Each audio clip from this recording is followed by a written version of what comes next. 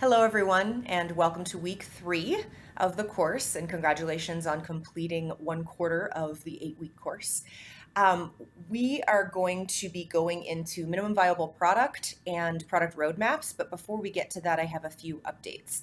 So I will be continuing to update the project as we go along, but keep in mind that instead of demonstrating an actual product, which there's not enough time for, you're going to be demonstrating your project to another team. So that's the big change that's being made.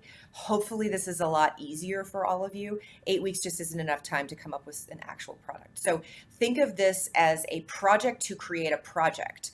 So you're going to be showing the vision, the roadmap, the working agreements, and the epic stories and tasks of your project to the other group for feedback. So if when you're providing feedback, the feedback will be, could I actually run with this project as a client? Do I feel comfortable about where this project is going? Is there enough flexibility? Is there enough concreteness about it? So that's going to be the project, and that's not going to impact you until week 5. So keep plugging along with the project updates as we go, and I will continue to update you along the way. So talking about last week, the scenarios that you worked through are very common scenarios that I have faced, and I have also unfortunately forced others to face. I was that person who claimed that plans aren't agile when I was early in my agile career. I have since come around, and I really liked the discussion that occurred around the remote teams. Remote teams is a hot topic of late for a lot of the reasons that you mentioned.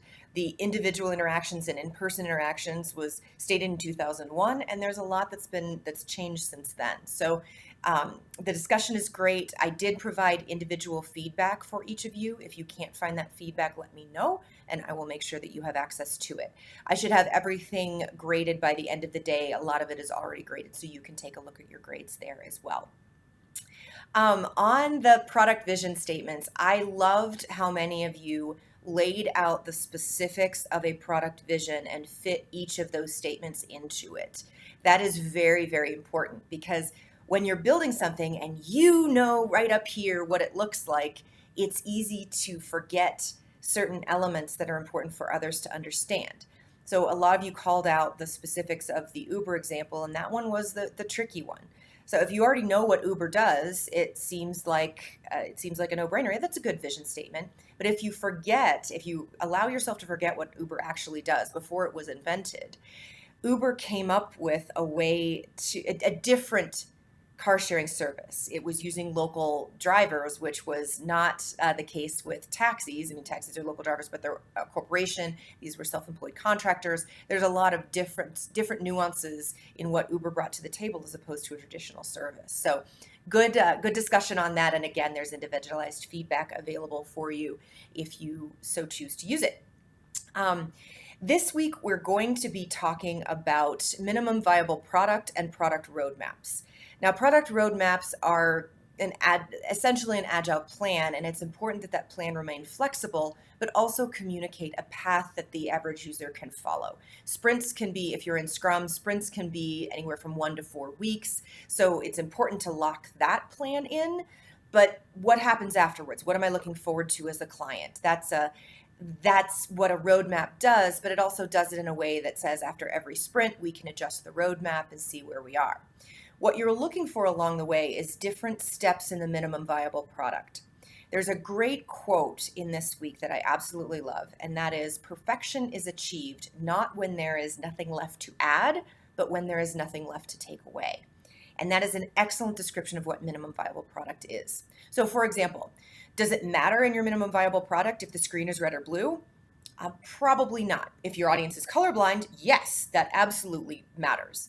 But does it matter if the user can log on and reset their password? That's probably critical to getting everything else done. Does it matter if the table is square or round? Well, maybe. Is the table supposed to fit in a corner or not?